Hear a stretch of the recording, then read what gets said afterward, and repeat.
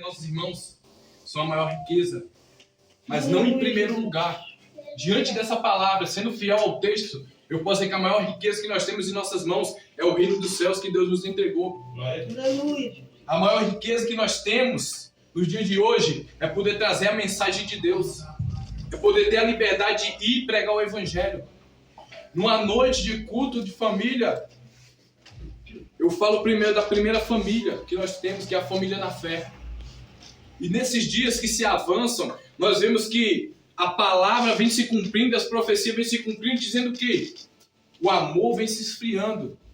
Eu posso pautar dentro da palavra que o amor que vem se esfriando não é no mundo, porque o mundo nunca teve amor a entregar. Mas o amor que vem se esfriando a cada década que passa, a cada ano, a cada 5, 10, 20, 30 anos que passa, a cada dia que se passa, é o amor dentro da igreja. Dentro da igreja está faltando aquele amor que Cristo disse que nós deveríamos ter um para com os outros e para com o próximo. Não estou fugindo da palavra. A palavra fala que devemos honrar pai e mãe e também amar o nosso próximo como a nós mesmos. Quando a palavra nos fala assim, ela vem falando que nós devemos amar o nosso próximo, nossos irmãos. Quanto mais nós amarmos nossos irmãos, aqueles que estão da mesma forma que nós buscando a Deus, aqueles que são nossa família em Cristo Jesus. Quando olhamos para hoje, para dentro das igrejas, nós sentimos vergonha. Porque quanto mais passa o tempo, mais vai se esfriando o amor dentro das igrejas. Mais os irmãos julgam mais um ao outro. Quanto mais cresce a igreja, mais os irmãos julgam mais um ao outro. Quanto mais a igreja cresce, nós vemos a desunião. Um querendo ser maior do que o outro. Querendo crescer mais do que o outro. Assim como foi mencionado na palavra de ontem, se for para ele receber mais do que eu não quero. Eu tenho que ser o centro da atenção. Eu tenho que parecer ser bom, ele não pode ser bom. Eu tenho que ser bom sempre. Ele não pode ser melhor do que eu. Quando eu olho essas atitudes, a pessoa não precisa falar isso. Está na cara dela, está nas atitudes dela, que ela é soberba, que ela é altiva, que ela não tem submissão. Quando eu vejo essas coisas acontecendo, me entristece, mas também me alegra. Por quê? Porque as profecias estão se cumprindo. Verdade. Eu olho para dentro da igreja hoje e entristeço. Porque eu vejo uma igreja que está se entregando ao ódio, à ira, à raiva. Nós, como servos de Deus, que dizemos que temos o Espírito Santo, devemos ser pessoas totalmente diferentes, de boa reputação, de bom testemunho. Mas dentro da palavra também, ele vem me mencionando sobre esse jovem. Esse jovem, ele chega para Jesus e diz assim: bom mestre, o que farei para herdar a vida eterna? E Jesus responde para ele: cumprir os mandamentos. Mas quais? Para se justificar, ele falou. E Jesus repetiu para ele: não matarás, não roubarás, não darás falso testemunho, honra pai e mãe, e ama o teu próximo como a ti mesmo. De todas essas citações que Jesus fez a ele, o maior de todos é amar o seu próximo. Em segundo lugar, o segundo mandamento maior que Deus nos propôs: ame o seu próximo como a ti mesmo. Quando você olha para o seu próximo, você não deve olhar as falhas dele, mas você deve olhar quem o resgatou, que foi Cristo Jesus. Aleluia. E quando você olha para o seu próximo, você deve olhar para si mesmo e falhar assim como ele falha, eu falho também. Assim como ele é miserável, falho, eu também sou um miserável falho. Se eu estou de pé no dia de hoje, é porque a misericórdia de Deus me alcançou. Glória a Deus. Aleluia. Glória a Deus. Quando eu olho para essa palavra, o homem, ele tenta, diante de Deus, se gloriar, achando que ele tem alguma glória diante de Deus. Presta atenção, irmão, você não tem glória nenhuma. Verdade. A glória é somente de Deus. Aleluia. A glória é somente de Deus. Glória a Deus. Aleluia. Você quer mostrar que você ora mais, você quer mostrar que você fala melhor. Isso não me leva à salvação. Quando ele quis bajular Jesus dizendo: bom mestre, Jesus já rebateu ele: bom não, bom só tem um, é Deus. Aleluia. Aleluia. Então eu não sou melhor do que você, você não é melhor do que eu. Você pode orar o tanto que for, mas se as suas atitudes, o seu testemunho não condiz com as suas orações, do que adianta a mim orar e não vigiar?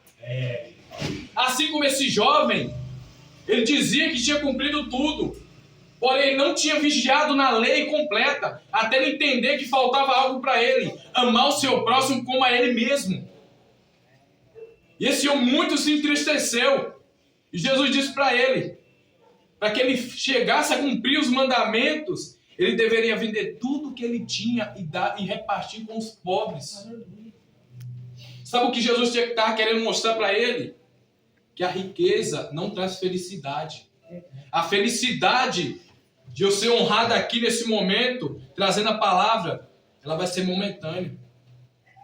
A riqueza que o mundo pode me dar é momentânea.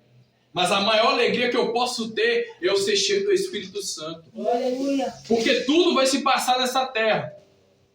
Mas a palavra de Deus não se passa. A presença do Espírito Santo é ela que nos conduz à nossa salvação. Lembre-se disso. Mas sem fugir da palavra, o Senhor fala mais para baixo, no verso 22, o jovem, ouvindo esta palavra, retirou-se triste, porque possuía muitas propriedades. Disse então, até aqui. Logo eu olhando para esta mensagem, quando Jesus fala no verso 22, aquele jovem, quando Jesus falou para ele pegar todas as suas riquezas e dividir com todos os pobres, reparti-la, ele se entristeceu. Não é diferente. Quando nós olhamos para esse jovem, nós julgamos e dizemos, mas é porque ele tinha muito. E você que tem não agradece. E você que tem não quer repartir o que tem. A maior riqueza que você tem é o dom do Espírito Santo. E você não está partilhando. Hoje eu não estou querendo falar de bem material, não, irmão. Eu estou querendo falar de bem espiritual que você tem e você não está partilhando. Você está escondendo para você. Você está achando que sentado você vai alcançar alguma coisa. Você não alcança nada sentado. A maior riqueza que você tem é Jesus na sua vida. E nem esse você está compartilhando, repartindo com o próximo. Em vez de repartir, você está guardando para si mesmo, sendo egoísta. Mas dentro do verso 23, nos diz: disse então Jesus aos seus discípulos, em verdade vos digo que é difícil entrar um rico no reino dos céus. Quando eu leio esse versículo, eu entendo que riqueza, essa riqueza, não somente riqueza material, mas aquelas pessoas que têm mais entendimento, que é mais entendido, é mais estudado, chega no altar, chega no banco da igreja, em vez de se alegrar que tem alguém pregando uma palavra, mesmo que o irmão não tenha muito conhecimento, ele começa a ensoberbecer. Ele senta na cadeira para julgar. Esse irmão está fugindo da exegese. Está fugindo da sistemática, da teologia. O que é que esse irmão está pregando? Esse irmão não prega nada. Hoje isso acontece muito nas nossas igrejas. Irmãos julgando um ao outro. Estão esquecendo de repartir. A repartição que eu estou falando hoje é a repartição do amor. Está faltando a repartição do amor. A maior riqueza que Deus nos deu foi o nosso amor. O amor que Ele entregou a nós. Que nós mesmo por si próprio não temos. Esse amor vem de Deus, é dádiva de Deus. A riqueza que eu estou falando hoje é o amor que a igreja perdeu pelo próximo. É muito pouco amor. O amor que ele está tendo não é pelo próximo, é por si mesmo. Está achando que é melhor que o próximo. E Cristo não nos chamou para ser melhor que o próximo, mas para ser o menor. Se você se considera líder, você tem que ser servo, você tem que servir. O reino dos céus é diferente do reino do mundo. O reino do mundo te ensina a ser soberbo, a ser altivo, a querer ser maior, sempre crescer em cima do outro, ser melhor. O reino do céu não, ele te ensina a ser o menor, ele te ensina a servir. Aleluia. Quanto mais nós nos aproximamos de Deus, mais humilde nos tornamos. Glória a Deus. Mais de bom coração, mais manso nos tornamos. Aleluia. Realmente a presença do Espírito está quando nós começamos a cumprir essa palavra. Enquanto esse caráter que não é mostrado no dia de hoje não se cumprir, eis que você não está em Cristo, mas tu és um mentiroso. Que Cristo você está servindo se o seu caráter não condiz com o caráter que está na palavra? Que cristão é você? Cristo não me ensinou a ser dessa forma, soberbo, altivo. Ele me ensinou a ser humilde e manso de coração. Quando eu olho para Cristo, que é o meu modelo, em todas as situações ele foi humilde. Deus só saiu do cabo quando ele vê a impureza dentro da casa. Isso é digno de honra. Você se irá quando você vê a podridão que se instala hoje, nos dias de hoje, dentro da igreja. Isso é digno de ira, porque até Cristo se irou quando viu a podridão dentro da igreja. Agora, eu mirar só contra o meu irmão, eu tenho que mirar contra o pecado dele.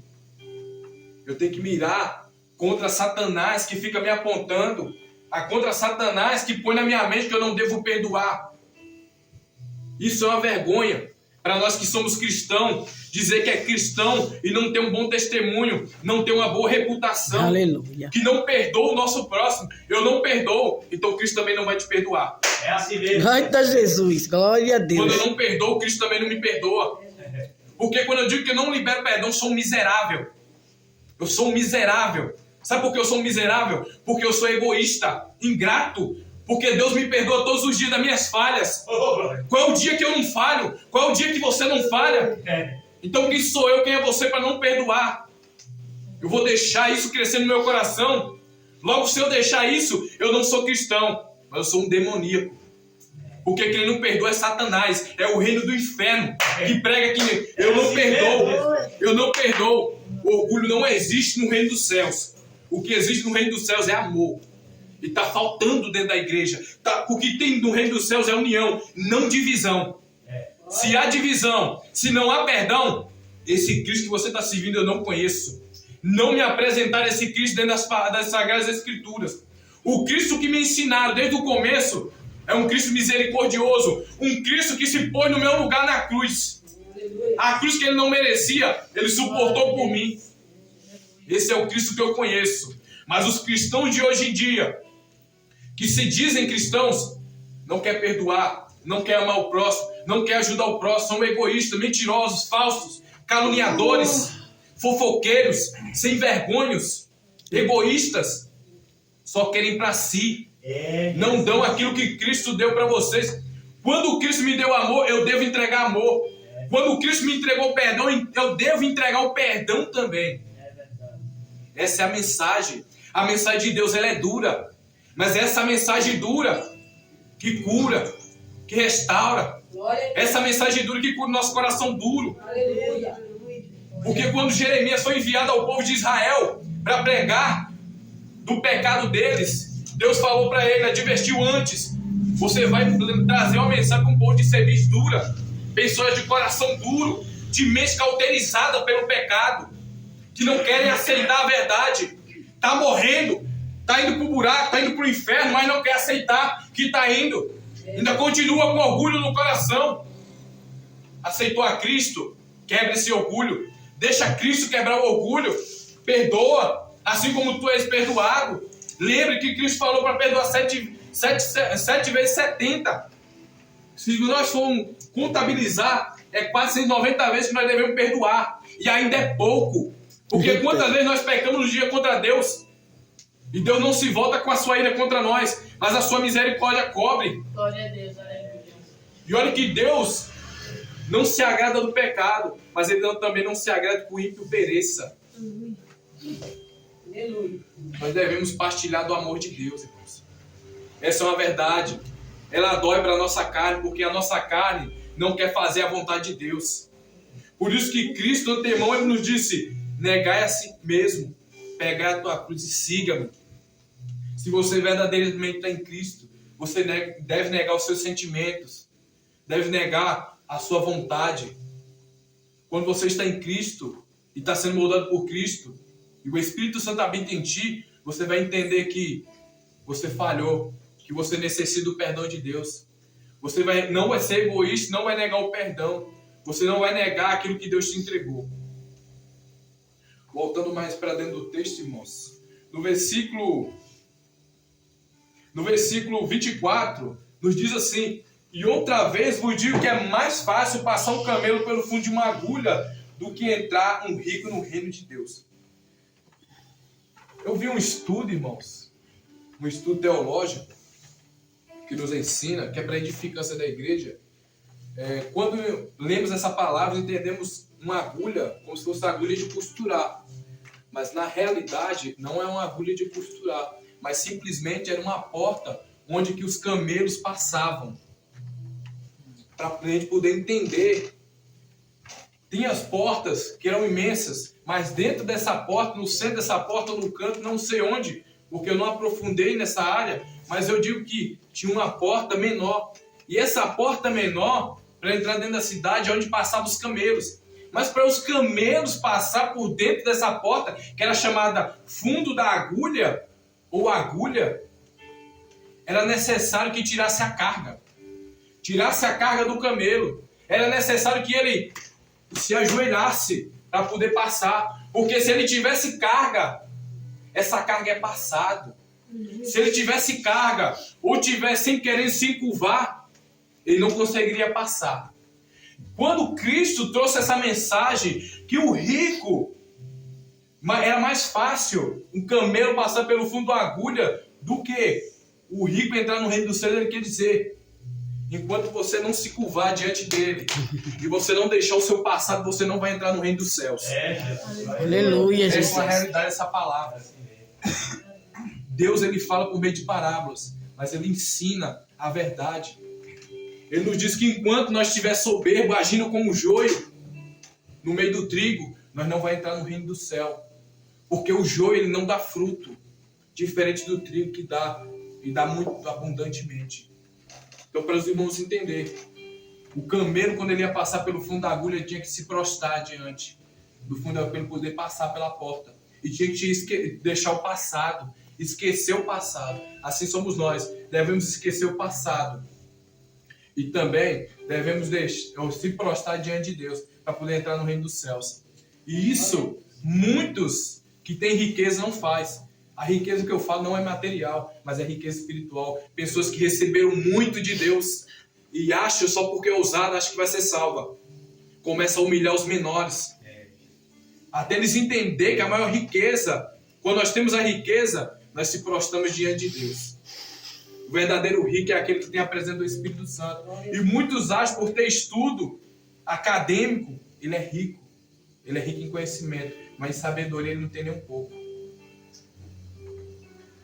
Bom, descendo mais para baixo no texto, no versículo, no 25, os seus discípulos, ouvindo isso, admiraram-se muito, dizendo: quem poderá, pois, salvar-se aos homens? Isso é impossível, mas a Deus tudo é possível. Aleluia. Glória a Deus. Quando esse verso 26, ele me diz que para nós ser salvo, não depende de nós ser salvo. Nós não conseguimos se salvar. Quando ele falou isso, eu entendo que a salvação é uma dádiva de Deus. A fé que nós temos não é nossa, mas é uma dádiva de Deus, é um dom de Deus. O Espírito Santo é um dom de Deus. Aleluia. Então, quando eu olho para essa palavra, eu vejo que somos totalmente dependentes de Deus. Aleluia. E mesmo assim, sermos totalmente dependentes de Deus, nós queremos ser maior, queremos ser... O que é que nós queremos ser? Nós sabemos que não temos nada a oferecer, que não somos nada diante de Deus. E mesmo assim, tem momentos que nós somos soberbos, somos altivos, somos egoístas. Nós não lembramos da obra de Cristo que Cristo fez no passado. Mas nós queremos saber do momento agora. Assim como foi mencionado em Gálatas 4,19, que aquela igreja de Gálatas estava entrando na carne. E o seu pastor, que era Paulo, se entristecia muito. Assim também eu quero dizer aqui dentro da igreja. Irmãos, vamos vigiar. Vamos prestar atenção na nossa atitude. Não só aqui dentro todo mundo é santo. Mas nós devemos vigiar nas atitudes lá fora. Porque é através das nossas almas, através do nosso testemunho e reputação, que nós alcançaremos almas. Porque quem está no mundo está acostumado a ver mau testemunho, ter mal reputação. Quem está no mundo e quer se livrar do mundo, já sabe que no mundo ele vai ter tudo isso. Mas quando ele tem a consciência que ele vai encontrar pessoas diferentes dentro da igreja, e quando ele chega dentro da igreja, ele vê todo mundo santo, mas quando sai, vê um irmãozinho xingando. Vê o irmãozinho se envolvendo em confusão, em briga. Cadê o seu testemunho de crente? Crente não, porque até o diabo é. Mas eu quero dizer para você, cadê o seu testemunho de cristão? O nosso testemunho de cristão não é só aqui dentro, mas é fora também. Isso, irmão, é para a gente analisar. Eu sei que parece ser triste, mas é uma palavra que ela entra no nosso coração e nos faz reconhecer que nós não somos nada. Nós dependemos de Deus. E mesmo dependendo de Deus, nós ainda faz a ousadia de pecar conscientemente contra Deus. Sabendo que é errado e mesmo assim faz. Não se controla. Então como é que você diz que tem o Espírito Santo se você não controla a sua carne? Como é que você diz que é cheio do Espírito Santo se você ainda deixa a carne te dominar? Por coisas fúteis. Eu aprendi algo com o Espírito Santo que tem situações na nossa vida que nós passamos no cotidiano, em circunstância, não vale a pena. Não vale a pena a gente entrar. Não vai valer a pena eu entrar uma discussão, uma briga. Não vai valer a pena, sabe por quê? Eu vou perder minha salvação em vão. Não vale a pena eu sair do Espírito e entrar na carne. Não vai me valer a pena de nada. Eu só vou sair perdendo a situação. Eu dependo do amor de Deus, eu dependo do perdão de Deus. E logo sendo assim que eu conheci a Cristo, que verdadeiramente eu conheci a Cristo, eu não volto à mesmice, mas eu continuo firme. Eu posso enfraquecer, mas o Espírito Santo ele me consola e me levanta novamente. Glória a Deus. O único que nos pode levantar na situação difícil é o Espírito Santo. E como tu dizes que é cheio do Espírito e se deixa render pela carne, que mentira você está vivendo? Que Cristo foi pregado para você? Lembre que o machado está posto à raiz. Lembre as palavras de João: arrependei, raça de víboras. Jesus falou: hipócritas. Devemos largar esse hipócrita. Se está servindo a Cristo verdadeiramente, o que devemos fazer é seguir os passos de Cristo. Devemos amar o nosso próximo. Você acha que se alguém vir brigar com você e você não responder, não debater com ele vai continuar? Ele vai se envergonhar e vai embora. Mas se você continuar, se você der corda, vai piorar. Verdade. Em vez de só ele estar na carne, você também vai entrar na carne. Verdade. Então que espírito é esse que está com você? Ou ele está com você e você está obedecendo a ele, um dos dois. Ou você não tem, ou você tem e você não está obedecendo. Você está vivendo de qualquer forma. Essa é uma realidade, irmãos.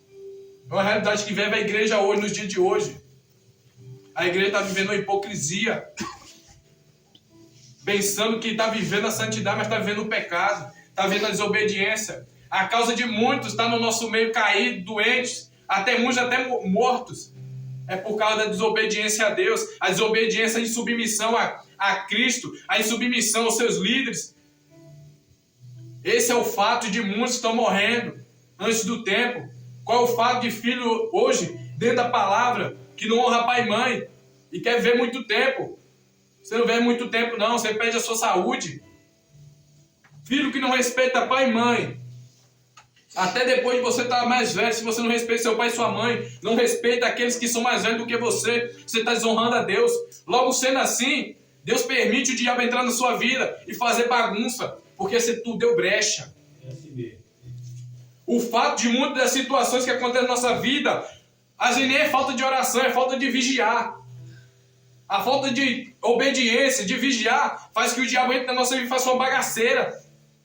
Não quer dizer que Deus não está na sua vida, mas você está em desobediência. E Deus não apoia o pecado, não apoia a falha, a desobediência a Ele.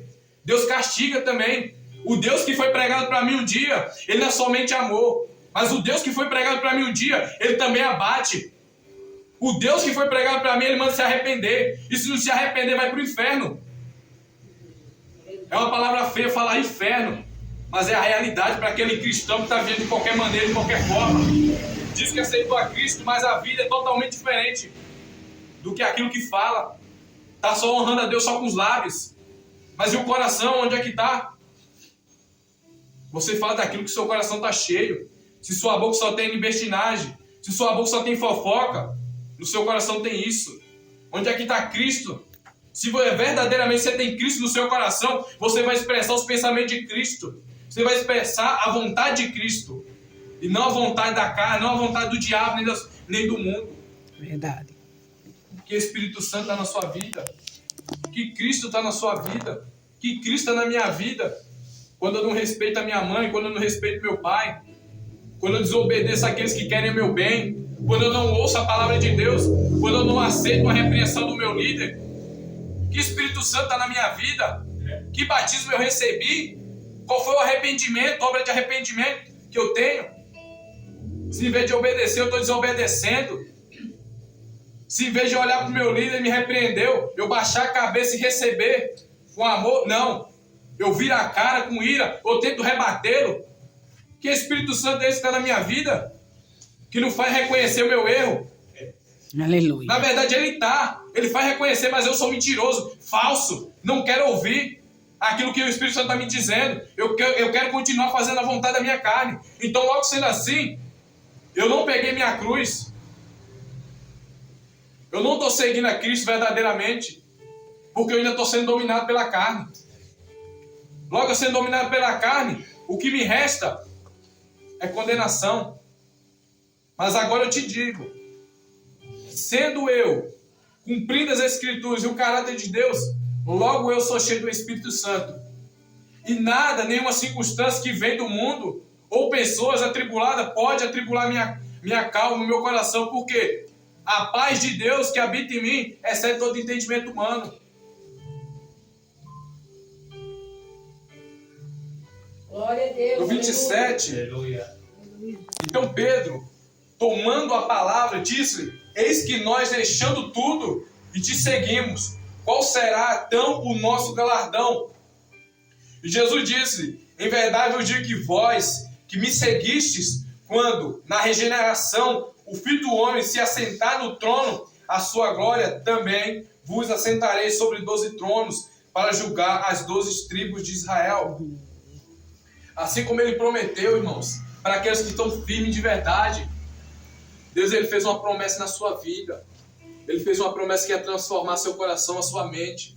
Mas para que essa promessa venha se cumprir, é necessário você também obedecer a Ele, a vontade dEle. Não adianta eu receber a promessa de Deus, mas não querer cumprir aquilo também que Ele me ordenou a fazer. Eu só quero receber, mas eu não quero entregar. Servo de Deus, ele não só recebe, não, ele entrega. Verdade. Quem aprendeu a dádiva do amor, ele não quer receber, porque não é por meritocracia, mas é dádiva de Deus. Amor é dádiva. Amor não é por merecimento, mas é porque eu quero entregar o amor. Eu quero ser amoroso, eu quero entregar. Assim como Cristo fez, ele se entregou. Ele não esperou nada de nós. Ele se entregou muito antes. Ele nos amou muito mais. Então o pouco que nós amamos é muito pouco. O tanto que nós amamos não é pouco, tem que amar muito mais. E como é que eu amo a Deus? Que eu não vejo. Amando o meu próximo. Olhando para o meu próximo com carinho, com respeito. Né? Não somente é palavra de Deus. É palavra que toca o nosso coração, faz a gente reconhecer a magnitude da palavra de Deus, a magnitude do caráter de Deus. O tanto que, se nós se deixar e se render aos pés de Deus, o tanto que nós mudamos, o tanto que nos tornamos pessoas mais humildes, mais calmas, mais tranquilas, mais amorosas, no sentido não sentimental, mas no sentido de entregar, de se entregar, fazendo tudo para o próximo como estivesse fazendo para Deus. Esse é o verdadeiro amor de Deus. É se entregar. Mesmo quando a pessoa não merece, quando nós se entregamos, esse verdadeiramente é o amor de Deus.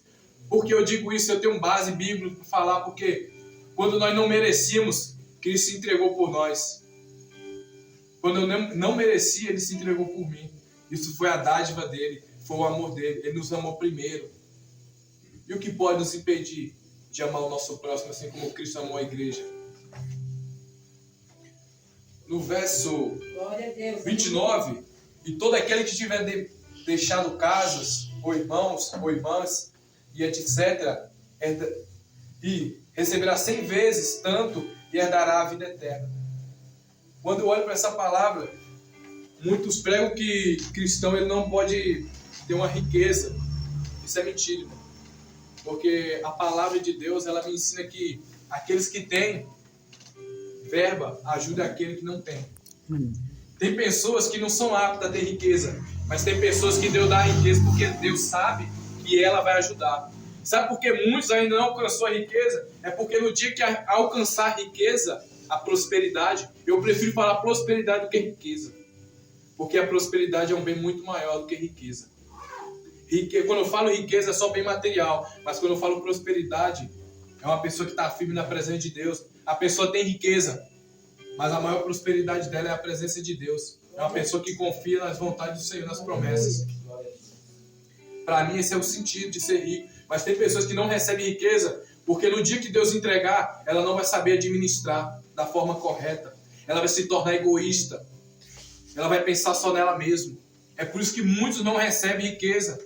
Muitos são ingratos e egoístas. Mas aqueles que recebem, é porque Deus sabe que Ele vai saber administrar. A maior prosperidade, irmãos, a maior riqueza, é quando eu tenho e eu ajudo o meu próximo. É quando eu tenho e eu tenho amor e paixão em poder ajudar meu próximo, em poder levantá-lo. Essa é a riqueza, a maior prosperidade que Deus deu na nossa vida. É o amor de Deus. E no verso 30 nos diz: porém, muitos primeiros serão os derradeiros, e muitos derradeiros serão os primeiros. Aleluia. Quando eu olho para esse verso, eu entendo o sentido de muitos serão primeiros e muitos serão derradeiros. No sentido, muitos começam cedo e se perdem no meio do caminho. E tem muitos que começam agora e vai até o final. Glória. Quando eu olho para essa palavra, Deus quer também falar para mim: eu não me importo com o tempo que você tem de evangelho. O que eu me importo é o tempo que você tem na minha presença. É o que Cristo quer transmitir nessa mensagem de hoje. Eu não me importo com o tempo que você tem, mas eu me importo com o tempo que você tem na minha presença. Não é o tempo que está na igreja que vai julgar se você é santo, mas o tempo que vai julgar que você é santo é o tempo que você está na presença de Deus, na intimidade com Deus, na intimidade com o Espírito Santo. Então não me devo me gloriar que eu tenho 5, 6, 7, 20, 30 anos de evangelho, mas a minha vida é podre. Verdade. Eu devo me orgulhar e dizer assim: eu tenho 1 ano, eu tenho 2 anos, mas eu estou buscando a Deus. Oh, glória. Aleluia. Aleluia. Eu estou buscando me aperfeiçoar na graça e no conhecimento da palavra de Deus. Essa sim, essa mensagem que nos diz no verso 30. O tempo que agrada a Deus não é o meu tempo de evangelho, mas é o meu tempo de intimidade com Ele. Amém. E assim eu deixo essa mensagem e que as palmas vão ao Senhor.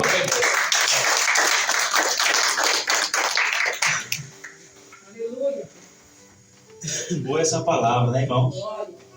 Palavra de despertar.